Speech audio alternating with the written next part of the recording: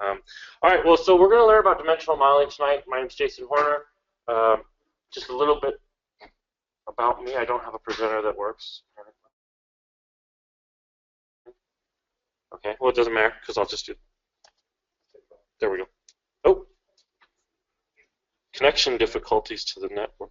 Man, my slides are moving forward. The screen is not.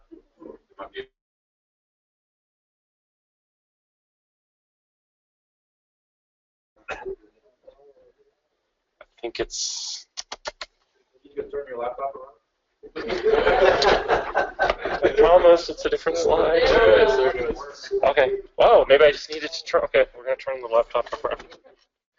All right, so we'll kind of skip through this. I'm from Littleton, Colorado. Have certifications, worked at places. I now work at Pragmatic Works, where I do BI and data warehousing consulting. I'm in town doing a 2-day performance tuning workshop. Some of us didn't go to that we're supposed to. That's okay, though. And so I do a lot of things. I'm always happy to help people out, so send me an email or LinkedIn request. Just mention the Las Vegas user, or sorry, the society, the Secret SQL Server Society of Las Vegas. And tell me, so dimensional modeling, PowerShell, so on and so forth, yada, yada. Let's get going. Okay. Are we still on mic? Okay, there we go. Good. All right. So we'll get into dimensional modeling, but first I kind of talk about, like, why do we need a data warehouse? So these are the 4 things that I came up with. I'm sure you guys are smart. You can come up with some other reasons.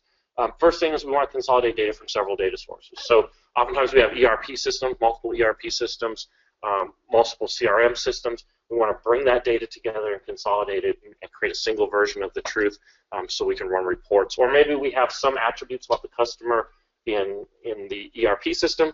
We have some attributes in the CRM, and we need to bring those attributes together. Okay. We also need to capture history. So some systems generate data at such high volumes that we can't keep all that data online in the transaction system. So we've got to bring the data into the data warehouse, capture the history, use slowly changing dimension techniques, which we'll talk about a little bit more going forward. Also, the workload pattern is different. So it's an OL, online analytical processing workload. It's very large scans, bringing back large data sets, whereas OLTP is CRUD operations, small row sets, different types of row sets. And then we want to reduce the load on the operational system. So that's kind of when we talk about our classic ODS, where we're replicating or using always on to move data to a reporting platform to offload that workload on the reporting system. Did anybody think of other reasons why we might want to use a data warehouse? Things I didn't talk about? Self-service BI. Self-service BI. Yep. So we want to simplify the data model for the end users to be able to do some self-service BI. So that's a good example. Definitely would need to do some transformations there, simplify that third normal form schema for sure. Good one. Good one.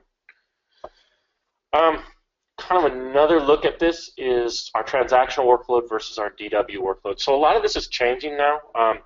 Especially response times. The data warehouse users are getting more and more impatient, so 3 seconds is kind of what they like to see. Availability used to be 8 to 5, Monday through Friday. It's now becoming more commonplace to do 24/7, 365 data warehousing. Volume is just continuing to grow, large data volumes. So it's kind of a setup there.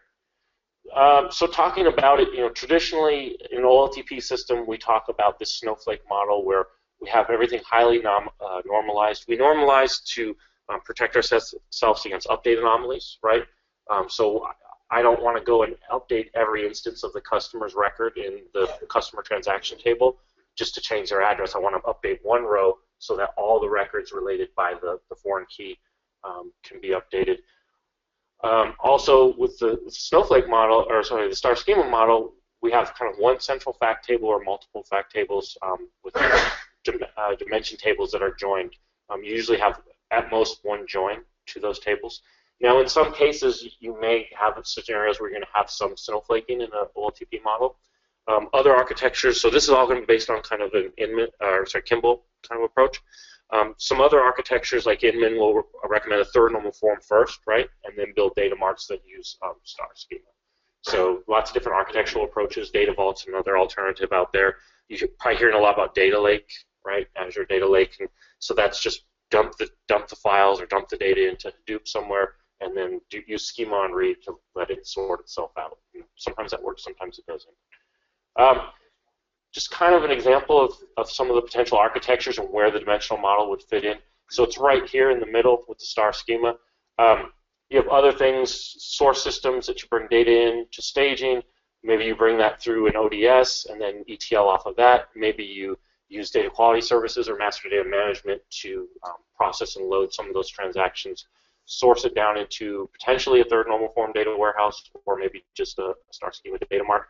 You've got analysis services. I don't know that there's anybody in Las Vegas that knows much about analysis services, I don't imagine. But it's a great technique to empower the end users. Kind of the history of analysis services was really about empowering slice and dice self-service, early self-service opportunities.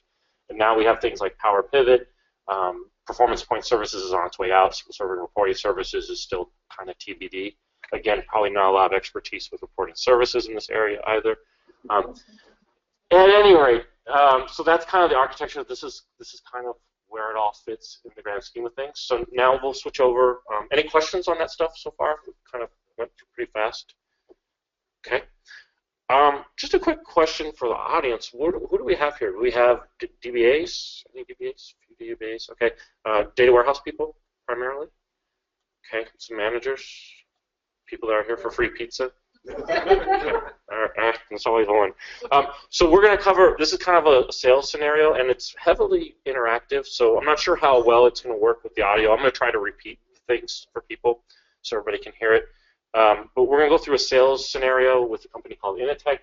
They sell widgets. What's a widget? Nobody knows, but everybody seems to talk about selling them, so it seemed like a good thing to base our dimensional model on. And it kind of starts with this guy, Milton, and he read about dimensional modeling in the Mac Fanboy Illustrated magazine, and he's going to take kind of the first swag at creating a dimensional model for his company. And so he's going to go through, and this is what he came up with. And now this is the part where you guys actually have to do the work for the pizza that you just ate. And we need to say, what's right with this model, what's wrong with this model, how would you do different? So, anybody have any ideas on what might be bad with this model? And I just realized it's cut off a little bit here, but you're only missing just bottom attributes of product category. Dates need to be separate. The dates, okay, so let's start with that. So the comment was, we've got due date, we've got order date, we've got ship date, but we have no calendar dimension, right? And why do I like a calendar dimension versus a date dimension? Does anybody know? Date table. So, because date's a reserved word in SQL, so I'll name it calendar. Anyway, so that's a great observation. And when we have multiple dates like this that need to have multiple relationships to a single fact table, we have what's called a role-playing dimension, right? So we have multiple roles. We have the due date, the order date, the ship date. So that's a good start, right?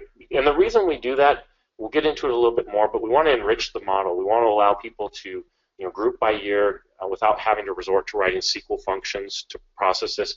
The queries it's going to generate are going to be much more efficient. It's going to leverage star join optimization inside the engine, so it'll be really efficient. Column and store indexes as well potentially could help there. Somebody else had said something. Well, I'm a fan of the recap PK, so Oh, right here, right? So the comment is hey, wait a minute, we've got primary keys on all of our dimension tables, on our customer dimension, our salesperson dimension, sales order dimension. There's no single column primary key on here. And even though we say that we've got these foreign keys here, we don't even know what the uniqueness is here, right? So I'd agree with you. And the reason I'd agree with you is I would say these ETL developers that we hire, they're not very smart. Sometimes they make mistakes. We want to be able to back this data out if we need to. And so it's very easy to pick a date range of an integer identity key and move the data out. So I'd argue with that. We would probably create an integer identity surrogate key. We still need to figure out, okay, well, what's the grain of this table, right? And we can kind of look here. We can see, well, we've got a sales order dimension. There's an order number. There's a line number. So we could probably hazard the guess that it's an order line number grain. But what happens if we have two tables here that have the same cardinality between them, and we try to join that? These are really large. If this is like my online cat picture sales website where I get billions of hits a day, right? It's not going to join very well in memory. Okay, so probably what I want to do is I want to split this out. I want to move the order number and line number into the fact table. And when I do that, what kind of dimension is that called? Does anybody know? Degenerate. Ah, who said junk? Okay. I love it when people say that because it's a good chance to kind of correct some terminology. So the right answer is degenerate. A lot of people get it confused with junk. So junk dimensions where we have a lot of different, it's kind of related though, because junk dimensions where we have a lot of leftover attributes that are associated at the order line level, but we don't know where logically to put them. So they're low cardinality, and we'll put them in a single dimension. But in this case, we're going to use the degenerate dimension pattern and move those guys into here. What else do we see here? We've got some snowflaking going on with product subcategory, product category, and we've got product attributes here, right? So we probably want to move those into a product dimension, kind of collapse those. And this is another pattern I see people, I'm seeing this a lot more, especially as I get into more healthcare data. I'm seeing where in the source system, we have a product subcategory and we have a product category table. And what they do is they just create those as foreign key relationships. They don't try to collapse that data into a single entity. And so then they come to me and they're saying, hey, our cube doesn't perform very well. We have 80 dimensions across 16 measure groups, and it takes 5 hours to process. And I'm like, well, yeah, because you probably only need like 15 dimensions. So if we can consolidate those down into a single surrogate key, reduce the amount of joins, reduce the width of this fact table, that's going to help us a lot from a performance standpoint. So I look for those opportunities. When you see a sales fact table like this that has those kind of numbers of additional joins, it's called a centipede table because it resembles a centipede, right? And the smoking gun for me is I have a lot of tables that have only 1 or 2 column attributes here. So anytime I have a chance to consolidate those or compress those, I'm going to try to take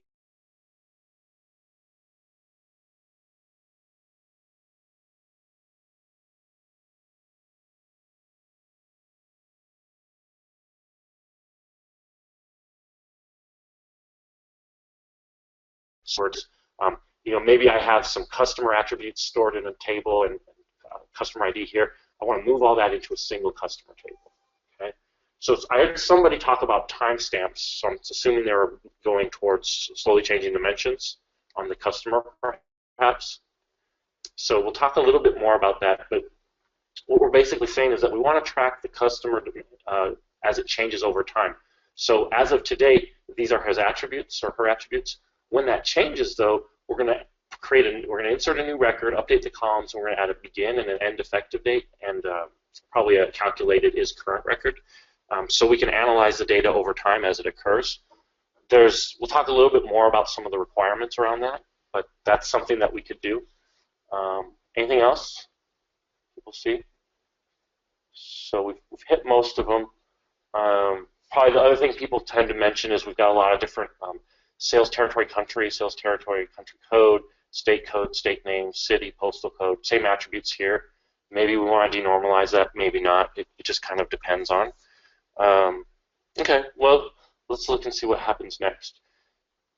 First of all, talk about some basics. So we covered star versus snowflake, grain. So we talked a little bit about that. The grain applies to both fact tables and dimension tables. And it's what's the level, what does a single row in this table represent? So in the case of the sales fact, it's 1 row per order line number. Okay. For the customer dimension, it's 1 row per customer ID. But if we add that slowly changing dimension concept to it, it could be 1 row per customer ID per the current effective period. Okay.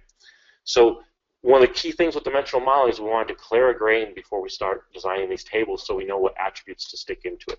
So if I tell you that it's order number or line number and I start putting a monthly roll-up in here, that's a violation of the grain, and that's going to confuse the end users because when they try to roll that data up, they're not going to get an accurate result back. Okay? So we want to avoid doing that. That's not to say that we can't pre-calculate some aggregates. We just want to use a different table that has a grain that supports that monthly or yearly roll-up, whatever the case may be. Okay? Additivity, so that just means that when I go to summarize this up by date, for example, or by year, it's always additive. I'm always going to get the right result. So this is an example of fully additive.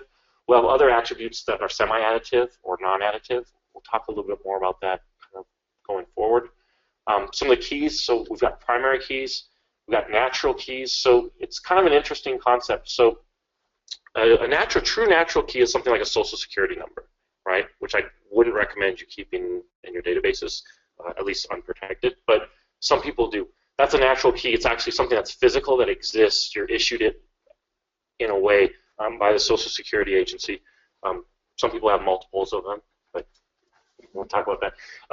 So customer ID could be a different kind of key. It could be a unique identifier, but it's completely a systems construct, right? It's an ID that's created in the source system to track that customer, but the business user has started using that internally. So a classic example of that is in JD Edwards, something like an ABN or a customer ID. That's something that the business has started talking about, and that's how they start recognizing customers. So we're going to bring that into our warehouse as well, potentially. So we want to bring in all those source system keys in general, so that we can track back to the source system if we need to. So that's another form of our natural key. Surrogate key is just a total meaningless integer identity key. It would be like this customer dimension SK. We like it because it increments sequentially. It's a very thin data type. It's 4 bytes. Usually it's an integer. It could be a big int in some cases, but it's very efficient for joining. Smart key, so that's generally, and we'll talk about that a little bit later, but that's generally where we have a key that we use for a date field, where it has some kind of intelligence built into it. In this case, it encodes the actual year, month, and date. And then obviously we have foreign keys, which everybody should be familiar with. So is everybody okay with terminology so far? Anything that I've said that didn't make sense? Mark, are you catching all this back there? Okay. So dimensions. So what is a dimension? Dimension is descriptive attributes. It's anytime you talk about a report request and you hear, I want to see sales by this, filtered with this, that's what a dimension is. So dimensions tend to be wider tables, but they also tend to be much smaller in terms of number of rows compared to the fact tables. Excuse me. They're going to contain hierarchies, so we're going to want to create those hierarchies. So that product category, subcategory that we looked at earlier, we're going to turn that into a hierarchy, and we may use a tool like PowerPivot or analysis services to actually create a true hierarchy object. But in the dimensional model, we want to make sure that we have those attributes in place. We want to add descriptive attributes. We don't want to rely on operational codes. Yes, we want the codes in there, but we want to add the descriptive attributes for reporting purposes. We're going to add an unknown member because what we don't want to have to do is a lot of left-outer joins back to our fact table. We only want one join to a fact table. Another kind of concerning pattern I've started seeing being implemented is I'll have somebody that is, and I'll just pick on the medical billing. So you get a medical claim comes in, and they have a claims fact. And then the claim may have one or more billing line items. They link all the dimensions up to the claims detail, but the billing lines is really where those dimensions need to be as well. But they try to kind of pseudo-normalize it, and so you're left with this large fact table to fact table join to fully get all the dimension relationships in there, and that's really bad for performance, especially on the relational side. With analysis services, you just pay it up front when you process the cube, but in a relational data warehouse, it's going to be really expensive. So whenever we're building the fact table, it's very important that the dimensions are conformed, and if we have a customer attribute, we're adding that customer attribute to each fact table. We're not relying on another fact table to make that relationship up through. Okay. And they're single valued. Now, we may have a case where we have multi-valued attributes, and we'll talk about that a little bit later about how we're going to resolve those. But in general, we want the attributes to be single valued at the level of grain. So an example of this is we have one salesperson per sales order line number. That may not always be true. So we'll see an example later how I show you guys how to resolve that using Snowflake. This is a big thing that I see people failing at. I'll give you guys a little story on this. When I worked at the satellite imagery company, we had two kind of orders that would come in. We'd have tasking orders and we'd have acquisition orders. And we used SAP as our back end, and the codes for those was AO and TO. And you'd hear people to the business would start talking about AO and TO. The data warehouse only had AO and TO. Nobody went in and said, hey, if I see a value that says AO, I'm going to create a column that says, hey, the description is acquisition order, the description is tasking order. So we want to add that kind of enrichment. Another place to look is where things might be encoded, and for example, inside of a SKU, there may be meaningful information that we can parse out of there. We don't want the report writers to have to do that at runtime. We want to do it in our ELT if possible. Some other things to look for are other sources, so spreadsheets, analysts, things that they have in their head, encoded values, all that kind of reference data or master data. We want to bring that into our dimensional model and create it. And sometimes we may want to store the columns in different formats, and we'll talk about that coming up as well. So here's an example of a product source system table, kind of similar to what we looked at, and we're going to bring that into a product dimension. So a few things you're going to notice here is I've got my SKU, that's going to be my alternate key. I've got my product dimension surrogate key. I've got my name, my color, my type codes.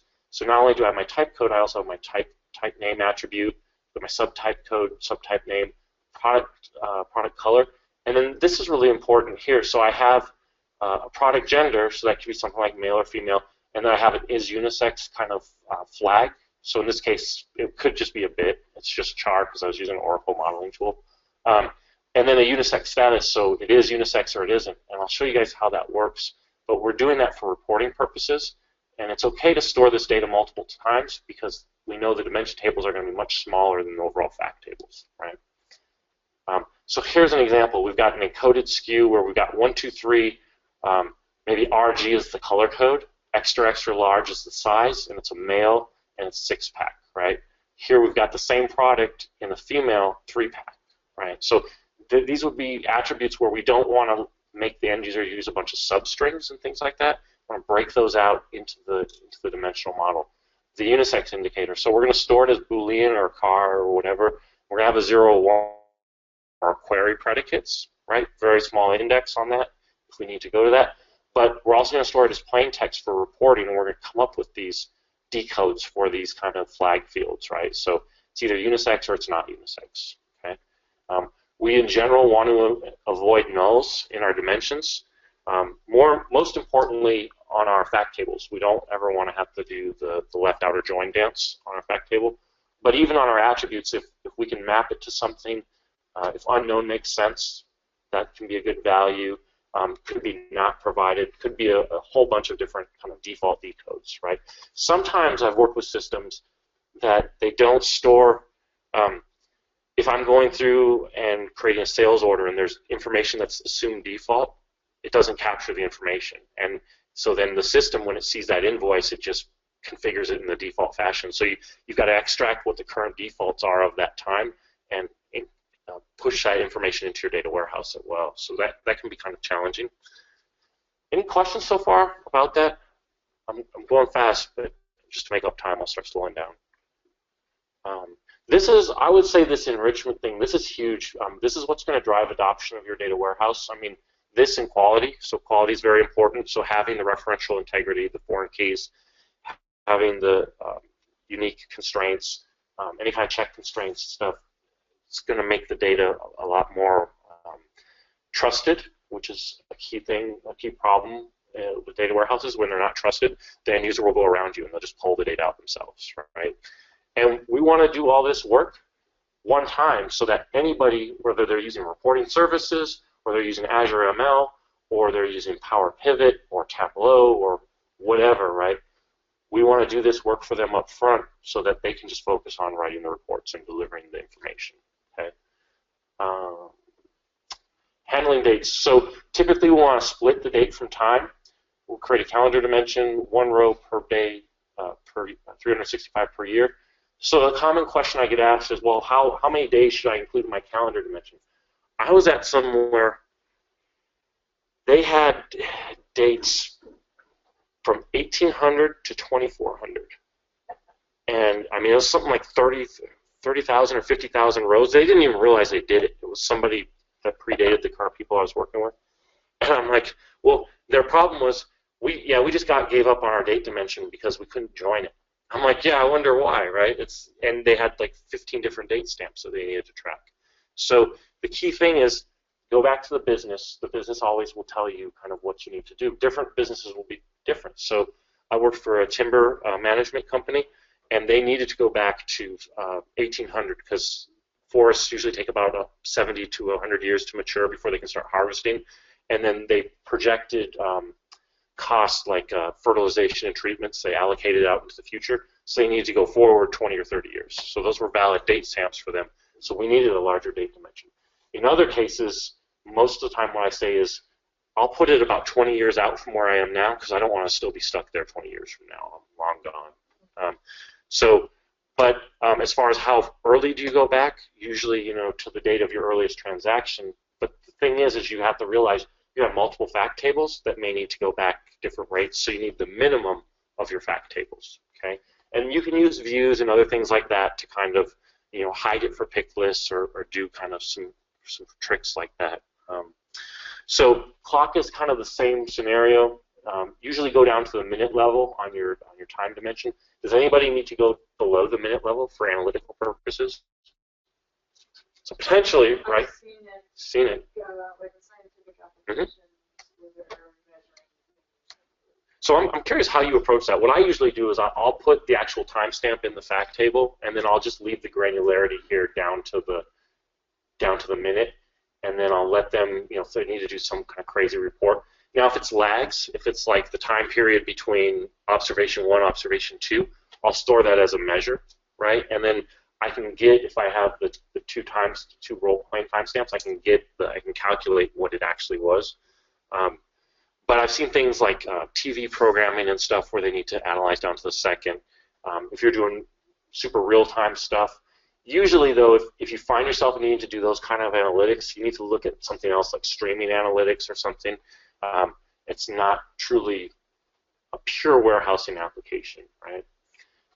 We want to use this format. This is that smart key where there's an encoded year, year, year, month, month, date, date. Does anybody know why we like that format?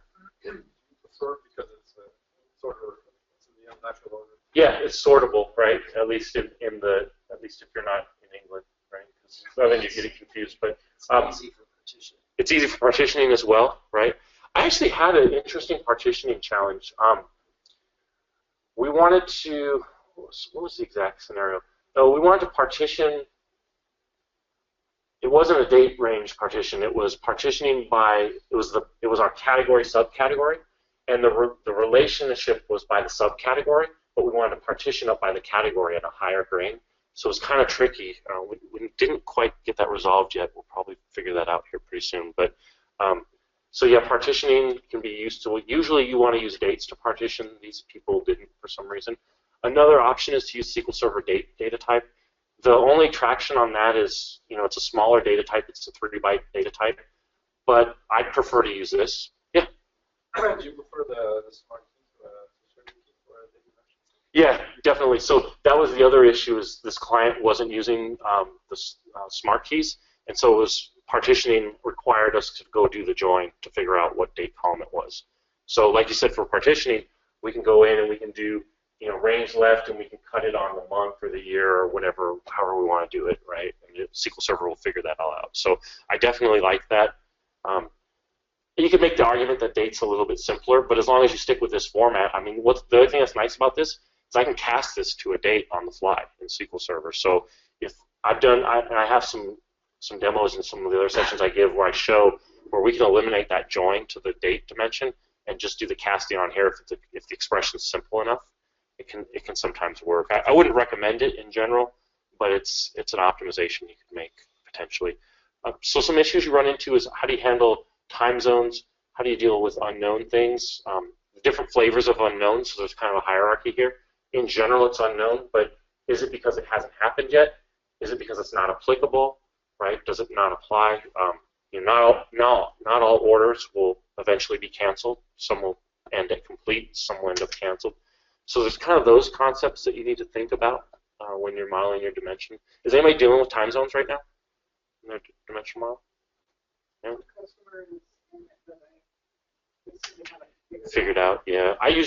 We had to deal with it with the satellite, and our solution was we did everything to UTC, and it seemed to work. That's where they start, but they have the UTC, but then there's one time zone where a lot of the transaction activity occurs because they were getting funded. Mm-hmm. So they're tracking to when that funding occurs. So they do store extra time zones and they're able to facilitate reporting. The reporting. Yeah, and it can be, if you lose that context, so another option there is to use the datetime offset field to store the actual thing. Um, I've tried to do things with reporting services where I pass in the reporting time zone. It kind of works, it doesn't always, right? It can be too simplistic in some cases. So handling time, a big thing I see here is people just put in the minutes 0 through 1440, and then they don't break it out into any attributes. So AM, PM is kind of logical, right? You may have manufacturing shifts where you're looking at things in 8-hour periods, or maybe you're looking at half shifts. You can do it by opening hours, closing hours. This gets weird when you need to think about time zones, though, because you may have different open hours relative to each other in different time zones, right? So in Colorado, we're an hour behind you guys. So our open hours will still be 9 to 5, but they'll be a different 9 to 5 than your guys' 9 to 5. And we've got a couple different approaches for that, but generally, I'd say we want to avoid the smart key here. We could use it, and a lot of places do use the smart key. I wouldn't recommend it. In this case, we're just saying minute zero is 12 o'clock, right? 12:01 is minute 1, so on and so forth. So we could do that. It simplifies the ETL a little bit, but there's some drawbacks there if we need to have multiple versions of these attributes, right? So is anybody doing a lot of time analysis at all? Or is it mostly date analysis? Mostly date. Okay. So slowly changing dimensions. This is how we track change. The selection of this is driven by your business requirements. So I see a lot of people make a mistake that they make everything type 2, and then the ETL becomes really complex. So you want to make sure that the business actually cares about the transaction. So that's an awesome typo. I should probably fix that. How many types are there? Does anybody know? Yeah. The right answer is 3, but that's just to set up my joke where I say Kimball needed to write a new book, and so he came up with a bunch more. So it used to be type 3 as of the 2nd edition of this book, and now as of the 3rd edition, they've introduced all these other types that they found. The common ones you're going to see are type 2, add a new row. You'll see type 1 kind of frequently, where we're just doing one-shot data warehouse loads. Type 1 or type 0, passive no updates. Can anybody think of a column that might lend itself to a type 0 change? I had something to give away for this. Well, can you be more specific? So, like a birth date, right? Your birthday never changes. Now, from an ETL standpoint, we may miskey it, we may misenter it, right? Like somebody might try to tell you that my birth date is 10/5/74 when it's obvious I'm not a day over 30, right? So in the ETL, we're going to update it, but it's basically like we're retaining the original. Another thing might be like our first purchase date, right? It's never going to change. Our first purchases only happens once. Some of the type 3, I don't see that a whole lot. There's some different weird patterns you can do with that. I can spend a lot of time on that due to time constraints. Type 4, this is interesting where we've got a set of demographic attributes like your age that's going to change very frequently. We don't want to blow out the size of that customer dimension table because it's already probably pretty large. And then we'll kind of breeze through some of these more advanced things, 5, 6, and 7, where we're doing kind of as of and current versions of dimensions. So look at type 0. Here's a case where we've got the original salesperson ID, the current salesperson ID. That could be a case. The birth date, another attribute there. The customer credit score, potentially. That one's, maybe that's our initial credit score. Surrogate keys, we want these to persist. We don't want to rewrite these. So it's a big problem with what we call one-shot data warehouses, where we truncate all the tables and reload the data. It's nice because we fixed all our data quality issues, but it's bad because if any of the reports, like analysis services, have hard-coded these keys, they're going to break when you go to run them again. So there's ways in analysis services to hide these keys and use other keys like the customer ID or an alternate key. But in general, you want these keys to be persistent. So type 1, this is a case, this isn't business relevant. We don't care that he originally went by John and now he's Jonathan. So we'll probably just do a type 1 and override it. There's no value in keeping the changes. It's the simplest approach. It's my default approach because it makes work get done a lot faster. It does cause any aggregations needing to be updated in your OLAP environment or your summary tables, so something to think about there. But in general, we're not aggregating by, I don't care, what's the dollar volume of sales to Jonathan versus John. It's not usually something you analyze, unless you're doing baby names analytics, which probably aren't.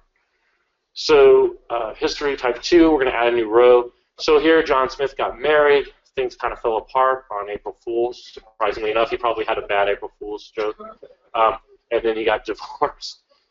So there's some interesting complexity in here that isn't immediately obvious, right? So the choice of null here. So a lot of people will say use the biggest date value you can, so you always have a current value.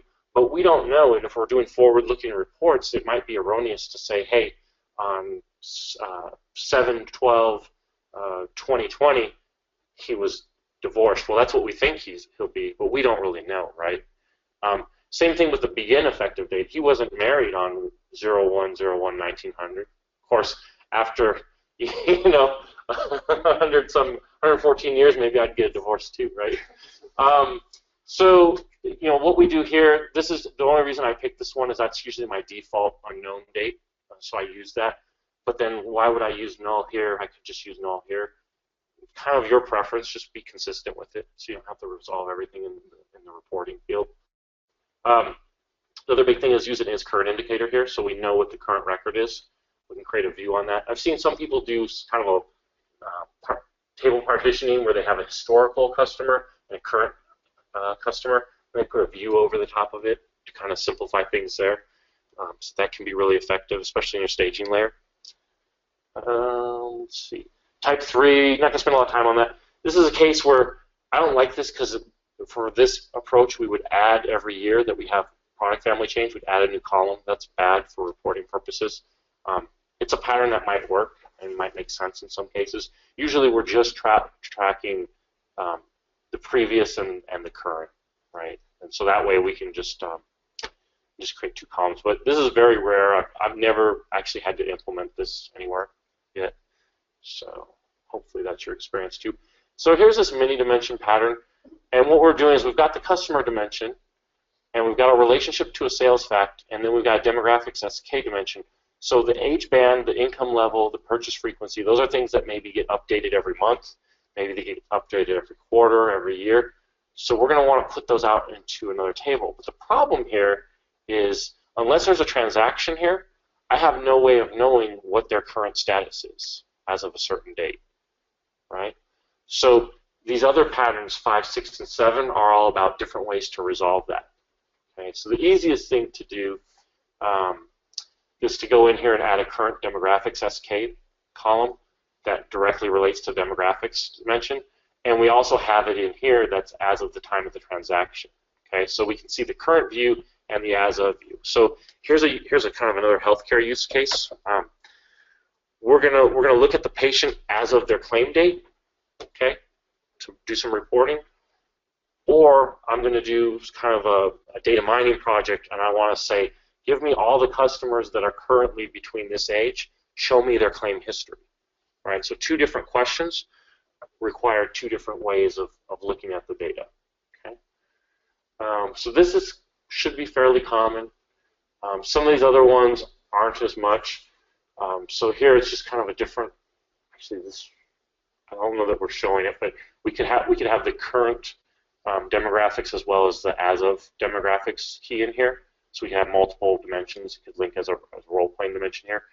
And here's type 6. So for the current market, we're always going back and updating our historical records, but we also have our type 2 changes in here where we're tracking history. So we've got our historic market that's always accurate, and we have our current that's always accurate as well as of the current point in time. So when this record was current, the current market was telecommunications, but once we moved to defense, we updated that record to say the current market is defense. So that's more of a performance optimization. These patterns, more rare to be implemented. It's usually our type 2, our type 4, and our type 1. Okay. Type 7, that's our dual, our current product. So same functionality as type 6 to some extent, a little bit less ETL effort. This is pretty rare as well, I would say. one thing about the model is we're using some common suffixes here. So anytime I have a quantity, I'm going to use, or anytime I have a count, I'm going to use quantity perhaps as a suffix. Anytime I have an amount or a monetary value, I'm going to use amount. I may store it as a, how many people use like money data types, small money or regular money? How many people use numeric or decimal for that? A few people. So there's some issues to be aware of with the behavior when you divide money, what happens to the remainder. I believe, Stacia can correct me on this, but analysis services treats money much more efficiently in some cases than it does floating point or decimal values. Because what happens is a money data type is just an integer with an offset, whereas a decimal has it's a complex data type, so it's a little bit larger structure, a little bit harder to deal with. So you lose some precision there. You only get 4 decimal points of precision. There's some weird peculiarities around how it does rounding and stuff, but as long as you're aware of them, you can kind of work around those. So again, the point is come up with a good set of standards here, because in a really large dimensional model, you want to make it really easy for people to read, what is this column, and try to infer what the values are without necessarily needing to know what the data types are, right? You don't want to name something a date time if it only has a calendar date in it, for example. Okay. This is kind of an interesting approach to laying out your model. So you see, anytime I have a when, like a date or a time, I'm going to put that in the left-hand corner here. If I'm going to have a location, it's going to be the lower left. If there's a reason, it might be right underneath the fact table. My product or service are in the lower right. My customers, my employees, my salespeople are in the upper right, and then the how, so any kind of transactional identifier is up there. That way you always know when you're looking at your model where to go look for different attributes. Okay, so it can get a little messy, but this at least gives you some kind of a structure to shoot for. So being consistent here is really good. How many people use a modeling tool for their data warehousing effort besides SQL Server? So what we use? Embarcadero, yeah, which just got bought by Idera. Is that right? No? I think so. It was one that made me go. Yeah, I think it was Idera. Yeah, pretty crazy. Yeah. Anyway, so the modeling tool. There's a really nice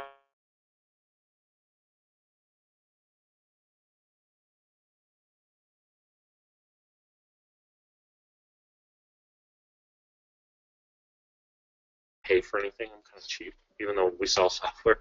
But they wanted something. It was really nominal. It was like $14 a month or something to be able to do as many tables as I wanted, as many models as I wanted. But it's all web-based. There's no client software to install. I can share it. I can print it out. I can do all that stuff. So I'd encourage you guys to go take a look at vertabello.com, vertabello.com, if you're looking for a really inexpensive modeling tool. They have a free 14-day trial, and they used to have a free free program where if you didn't mind sharing your data, making it publicly browsable, all the models you created. The problem was that there were table limitations. You could only have like 20 tables, and that doesn't work for some of the stuff that I need to put together for people. So another good modeling tool that's free is an Oracle product called Oracle SQL Data Modeler. Free tool. It's what the yellow, where like these guys, I built that in Oracle SQL Modeler. It's good. It's free. It works. It's pretty robust. You can generate SQL from it, so you can round trip the data. All you need is an Oracle Technology Network login, which is free. So what do the end users think of the model? Well, so they got all the performance problems, the primary key errors, so on and so forth. Of course, Milton isn't happy, and he's going to blame the SAN admin or the network admin, because those are the two root causes of any IT problem. So not the dimensional modeling design. We know that pretty well. So, of course, this used to be really funny before I was a consultant, but now what do? The manager isn't happy, so he's going to hire the consultants. Consultants are going to sit down and interview Milton. They're going to ask him a lot of questions. He's going to give them a blank stare like that. And then eventually the consultants get to fix the problem. Sometimes we make it worse. It's not a perfect world. But we've added our calendar dimension. It's fully enriched, so we have month number, month name, month year name, lots of different ways to look at our calendar. 3 relationships here. We've now got a product dimension with all our product attributes, so that's fully enriched. We've got a status dimension, which has our status type and our line status. And what else did we fix? Oh, we added our degenerate here, our sales order line ID. We added our surrogate, our integer identity surrogate key here. We've added unique constraints to all the IDs here. We didn't necessarily address the issue with supporting type 2 here, so might still need to do that at some point when the business says so. Of course, what comes next, the salesperson gets a hold of it. So this is Mark in the back, and he's like, yeah, this is really groovy, but we need to analyze by sales groups. So me and a couple of my friends are gonna work over the customers as a group. So we need to get credit. We need to figure out how to get paid. We want to analyze our orders by size and a whole bunch of other stuff. And of course, it's Thursday, so he goes to the boss, says, can I have that by Monday? And he's like, yeah, we can do that. Of course, then he goes to Milton. I says, I'm going to need you to come in on Saturday. Milton says he doesn't care. If he changes the model one more time, he's going to quit. Usually that's a good thing because Milton's the reason why we're in this position to begin with, because he didn't design a very good data model. So anyway, we kind of add some complexity here, and we've got some different types of snowflaking here, and we'll kind of walk through what we did to the model. But the key thing to call out is we've got this bridge table here with the sales groups. We've got an order band table here, and we got a geography reference dimension. So we'll walk through what those patterns are. So this is where we have multi-value dimensions. So a classic example of this is you have a course that's taught by many instructors. In this case, we've got salespeople. What we're doing is we're going to roll those salespeople up into groups. So anytime these three people work together on it, they're going to get rolled up into this sales group. We're going to, if needed, give them an allocation factor of 33%, roughly, so make sure everybody gets paid evenly. Sometimes we may want to designate one person as like 66%, the rest of the people can split it. So there's different ways to do the allocation factor here. We'll give it an indicator to indicate if it's a group or not. And no matter what order we see the salespeople in, we'll always normalize it to this to reduce the number of repeating groups. So then at that point, we've got a nice group relationship here. We can join that directly to the sales fact without messing up the granularity. And we can even create a reporting service as a drill down report where we go into sales group first, and then we drill in and look at the individual salespeople and can roll that up. So that's how we handle the multi-value dimensions. A little bit of challenge to ETL this, a little more complexity, but it helps support some of the requirements. Some alternatives we could look at. So this is typically what you'll see the sales system look like. You have salesperson 1, salesperson 2, salesperson 3, salesperson 4, salesperson 5. What we want to do is analyze that. We want to use like SSIS data profiling or T-SQL, some other tool to figure out, okay, we see that we have 5 salespeople, but do we always have 5 salespeople? Most of the time, do we just have 1? Sometimes we have 3. Very rarely do we have 5. Did somebody just add a bunch of extra columns and they're never populated, they're not being used? So if we always have one relationship per occurrence, we might consider doing a role-playing dimension where we actually have salesperson 1, salesperson 2, salesperson 3. We might take a single dimension pattern where we just break these groups into a single set of repeating groups. So we may have one dimension called our salesperson dimension, and within that we'll have salesperson 1, 2, 3, or 4. That just reduces the number of joins back to the table. So that can help in with those wider fact tables. And then if it's open-ended, if we really don't know what we're getting into, we might use the bridge pattern that I showed you before. So that's one form of snowflaking. That slide is supposed to be hidden, so that's great.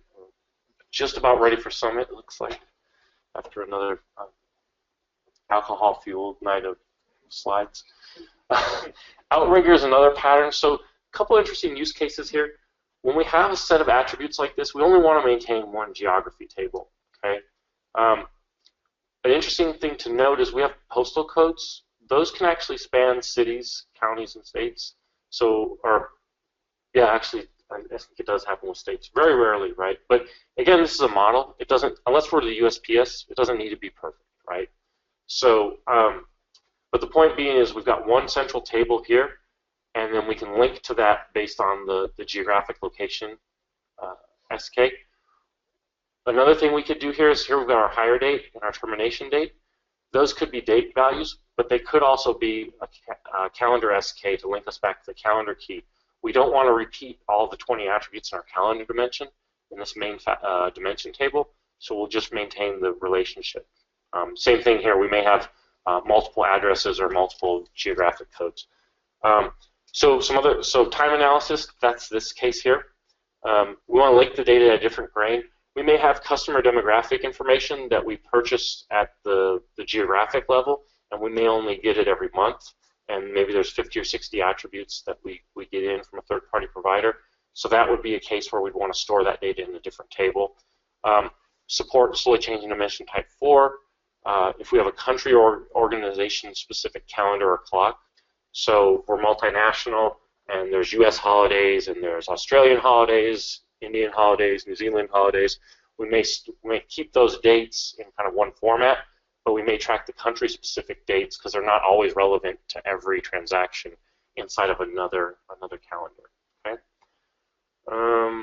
Let's see what else. So the pros here, we're saving space, we're ensuring integrity. The cons, we're going to increase complexity, and we're going to decrease performance a little bit by adding additional joins. Okay. So which one of these options you pick is just dependent on kind of your requirements, how you think the data is going to be used. If we just need these as timestamps and we're never going to analyze it by year, quarter, or month, it's probably fine just to leave the date timestamp in there, or the date stamp. But if we think we need to do the analysis, we probably want to create the surrogate key. So banding is kind of interesting. We have a continuous value like order quantity, and we want to turn it into discrete or buckets. So in this case, our small orders are going to be 0 through basically 200, 199. 200 through 499 are going to be medium.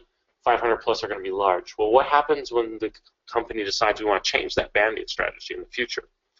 So we've got a couple options. What we don't want to do is store it way back here in the fact table, because updating the fact table is going to be really painful.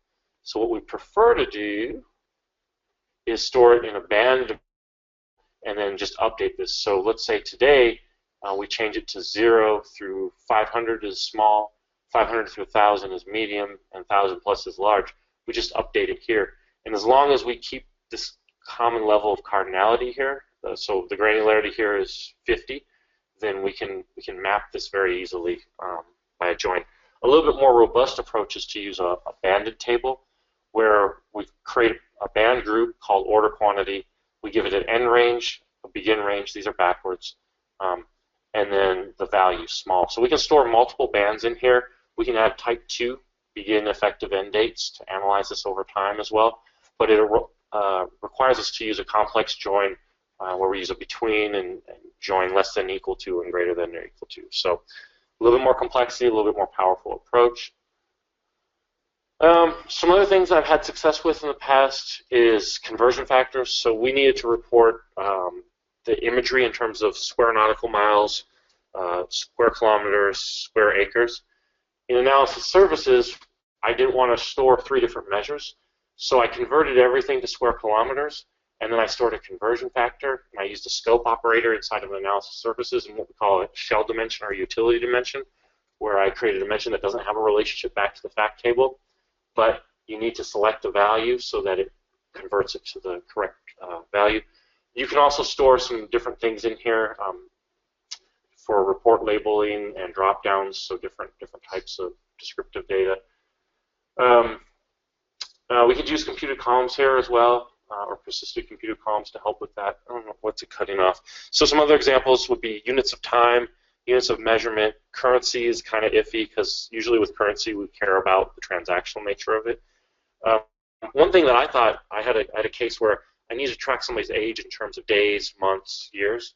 And I thought, well, this would be a great use of this pattern. The problem is that leap years are every 4 years, and every 100 years we skip some 1 or 2 or something like that. So you can't just roll up hours, number of hours into an actual age years. So you have to do a little bit more complex math to make that work. But so other cases where we could use that. I've used that in a couple places. So up until now, we've really just looked at one fact table. Does anybody know what kind of fact table this is? It's a sales fact. It says it right there. You're right. It's transactional. And what that means is we have one row for every transaction that comes into the system. So every order line number, we're going to have a row, right? As opposed to a different pattern. So this is accumulating snapshot. This is same grain, but there's a life cycle here from quote to order to release to pick, QA, all the way through to delivery. And every time we get a new milestone reached here, we're going to update some of the fields, right? We're going to go back and revisit it. Whereas with the transactional fact, transaction occurs, we're usually done with it. Now, that's not always the case. Sometimes we go back and restate history, but in general, if it's a web click, nobody goes back and updates that web click, right? It either happened or it didn't. We may have captured it incorrectly, but that's an ETL issue. Again, this case, we need to go back and update these facts until the end of the line is reached. It was either delivered or canceled. So in this case, the business might want to do any kind of analysis on any of these different time points, and we don't want to necessarily store all those. So we're going to store the individual lags here between these times. And then we can very quickly just add them all together to get the proper thing. So if the business comes and says, hey, I need to know what was the average time from order to ship, we can just add those up across our time and come up with the average, right? The other thing here that we're doing is we're going to add those as multiple role-playing links, so we can do our data analysis. So we may say, show me everything that I quoted in October, but that didn't ship until December, right? So that might be an interesting report that we want to look at. That's going to require, some multiple joins here to get that data rolled up. So to support this, you need to have some constraints in place. You don't want to see negative values as you move forward. And another challenge you can run into is what happens if it fails in QA, right? It's got to go back. So in a simple model, what I'll do is I'll accumulate it in one of these buckets as I go through the cycles. In a more complex model, I may use a slightly different pattern to track that. I may use an event-based table where I store the current date, the end date, and what the state was. So it's from this date to this date, it was in QA. From this date to this date, it went back to pick. And then from this date to this date, it went back to QA. So kind of state transition model. Key thing to think about when you're doing these lags is what size data do you need to capture your time. So most people can get away with a small int in general. Tiny int for smaller data types. Integer usually works for a lot of things, so we can cover a span of 24,000 days here. Big int, very huge. Probably don't need to use big int for lags. We may need to use this for a surrogate key for very large fact tables. This is something that's kind of painful to change after the fact because by the time you've overflowed an int, your table is really big and expensive to change. Right? So kind of understanding these different nuances of the data types are pretty important. So the HR model is our third type of fact table. This is our periodic snapshot. And what we're doing here is that every day, every quarter, every month, we're snapshotting the current readings for these values. And what we're after is to create kind of a trend line to say, are our overtime hours up year over year, or are they down year over year? Hotels, right? So talked about this with a couple people in the workshop today. But you're managing your bookings in your hotels. You want to see that as demand spikes, your rate's going up, right? You want to extract more money from the customer. Same thing with airplanes. So when I was at Frontier, these booking build curves and revenue management was kind of the bread and butter of what I did for them. And if you can do that for the business, it's very useful because oftentimes they're not aware until it's too late that they need to start shutting out some of these smaller teaser rates. So that's an option there. We also have kind of a self-join to an organization dimension. We'll talk more about the hierarchies here in a minute. Let's see, what else we got? That's everything that's kind of new. The key thing with this is we can't just add everything up. We can add everything up except for the data capture date. So we're going to have one of the calendar dimensions is our capture date. So this is when did we capture this information. So with that, we need to filter to either a single value or we need to lay it across a time series chart to see what that booking curve looked like over time. Okay, so it's in this case it's a semi-additive dimension or fact table. Sorry. So we'll look at some hierarchies, different types of hierarchies. We've got fixed depth, ragged, deep ragged. Here's an example of fixed depth. So this is our type, subtype. We always have two levels. There's always a valid value. What we want is we want these simple hierarchies because they're easier for the analytical tools to deal with. So if we have one that doesn't always have a subtype but always has a type, we might want to use coalesce or isnull and get the other attribute and push it down into there so it looks like it. With analysis services, we can use the hide member if function to kind of facilitate some of this stuff. If that's not an option, we have then a ragged hierarchy. We have different patterns to do that. The common one I see is the parent-child pattern, where we have that recursive join. Less frequency do I see the nested sets or the closure table. Some design trade-offs there. We're not going to spend a lot of time getting into that. So this is what the parent-child looks like. We have one kind of root element that owns everything else. It doesn't have a parent, so it's null. Everything else is related to attribute 1 is bar. Attribute 3 is related to 2. 4 is related to 3. So we can have multiple children underneath that, and what it builds is basically our hierarchy tree, right? So the SQL patterns for doing this are pretty well known. Analysis services multidimensional will support this natively. Tabular won't. There's some hacks to make it work in tabular. It's not pretty. I think they're working on trying to address that.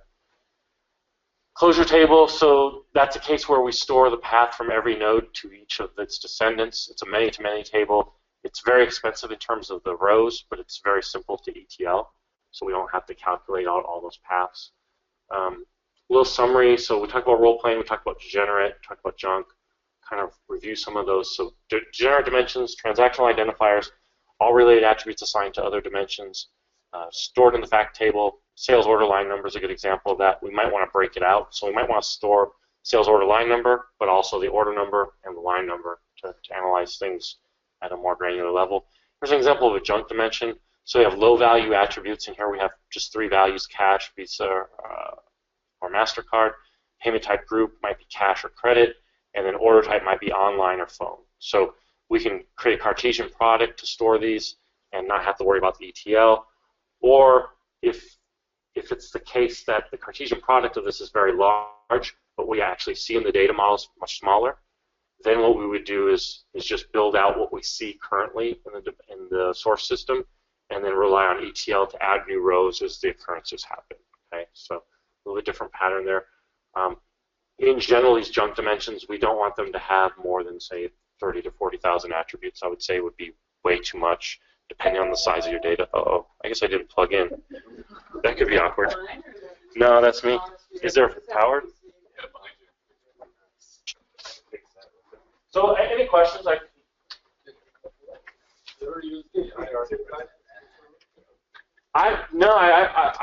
I'm familiar with it. I've not used it. It's a CLR type. I think it works pretty well. The problem is it's not. All right, we're working on it. There we go. Yeah. So.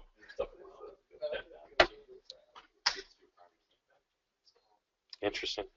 So yeah, I've actually not. I've done spatial data types, but I've not worked with hierarchies. So sounds like you've done a little bit with it.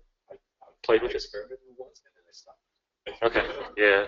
I think it is one of those things like var decimal. If anybody ever remembers that, it sounded like a good idea at the time, and then they realized that there were problems with it.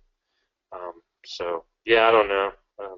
I've not heard of. Actually, you're probably the first person I've heard of that's actually used it outside of like a blog post or an article or something. I've never seen anybody use it. You did? Well, not in real life. Like, right. Yeah. So I was experimenting with it and played with it. And I just thought, what's the point? Yeah. So yeah, I don't know. It's one of those things that's involved. I thought was When they built that? Yeah, I think you're right. 2008.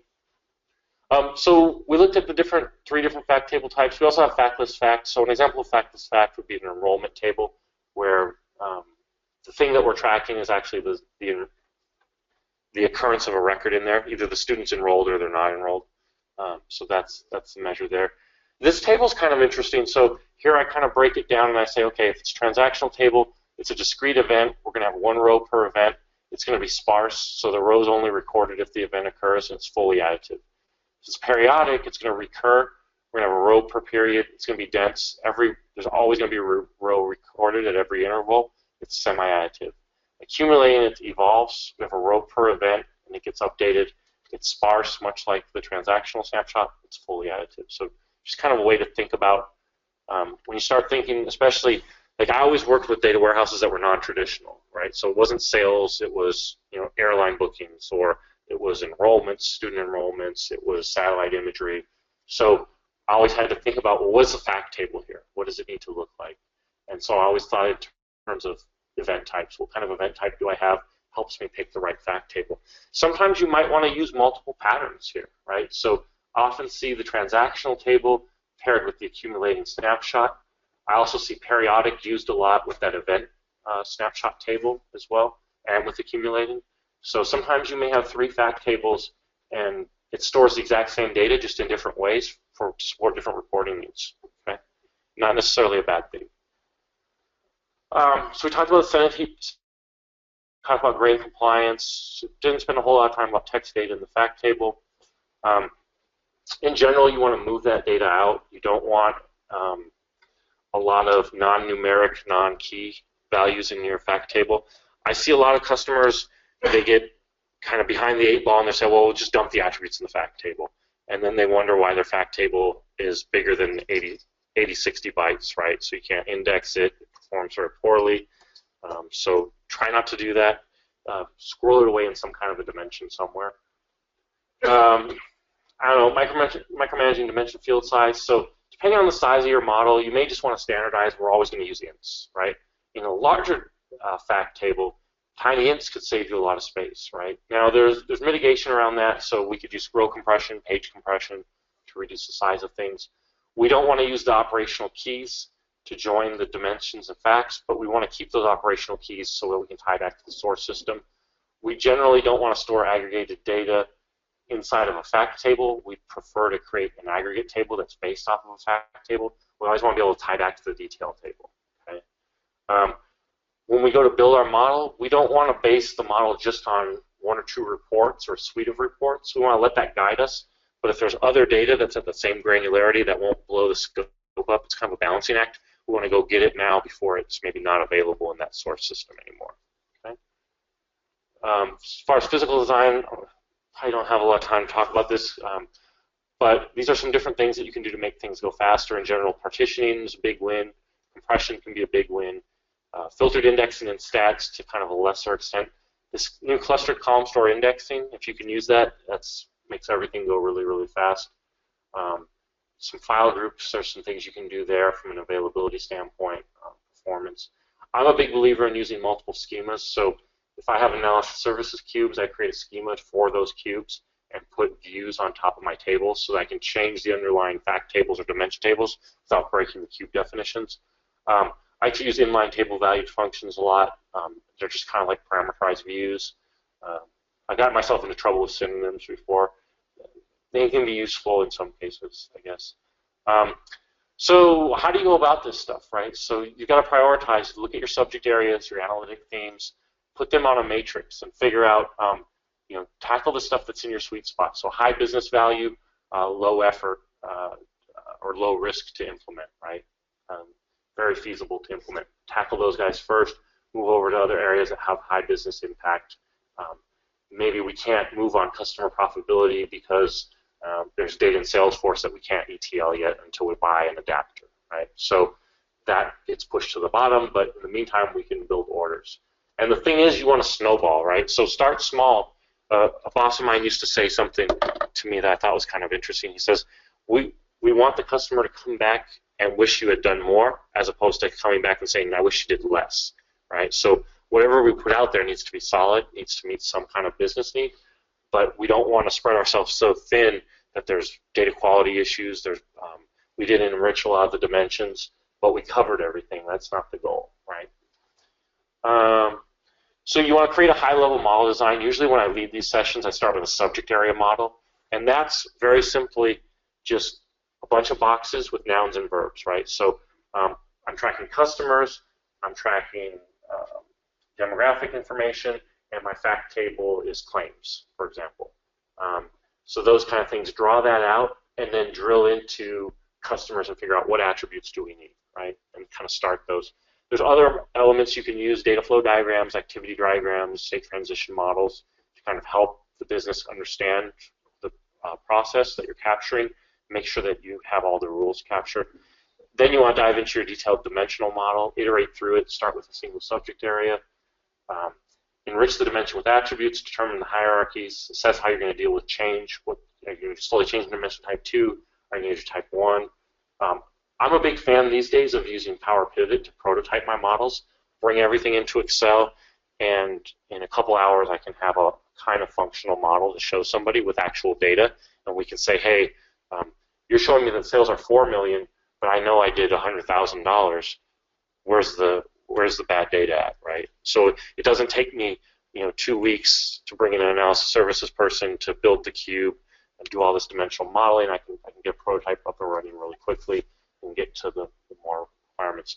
We want to document the design, brief description of the project, high-level data model diagram, detailed dimensional model, review the model with the business stakeholders, the IT DBA teams. You never know what you might have missed or some things that you could have included, so it helps to get more people to see the model. Usually when you start, you kind of figure out, okay, here's the business process. So I don't know, maybe we're after sales orders, so figure out what the measures we need there, identify the grain, what is a single row in the fact table, what type of fact table are we going to use, design our conform dimensions, design our fact tables. These are some images I kind of poached, so different ways to show hierarchies, right? The timeline model that I got out of Visio. Here's kind of our bus matrix that Kimball likes, and here's our star schema. That brings us to the end, except now I have these horrible animations that I need to rip out. So it used to be, these are more of our data warehouse books. So these are books that show kind of bigger data warehouse architecture. There's some modeling in some of these. The second edition toolkit's a little older now, but a lot of the information there is still good. I really like this Corporate Information Factory book. Not that I'm a fan of the Kimball or the Inman methodology as much, but there's some good information to be gleaned out of here in terms of handling certain data warehouse requirements. Building the data warehouse 4th edition, that's Inman as well. As far as the modeling, the 3 books I recommend, the 3rd edition of the Kimball book is really good. You used to need the Adamson book with the 2nd edition because the Kimball book was laid out by vertical. So it was health insurance, airline, education, but you didn't know the patterns. So if you wanted to find a role-playing dimension, you had to figure out where they used it to find it. Now, in the Adamson book laid it out by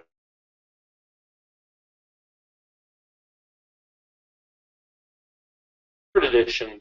This is so awesome. I use this all the time. So the first 60 pages are all the different patterns, and then what chapters that they talk about the patterns in more depth. So if you go in there and you see role-playing dimension, you'll say, yeah, we talk about this in chapter 6, chapter 5, and chapter 3, and here's the page numbers that we talk about that. And so usually they give you a brief overview of like what's a role-playing dimension, and then any of the kind of things that might be specific to a certain business domain or a specific example of a certain customization of the pattern, they'll point you to it in that chapter.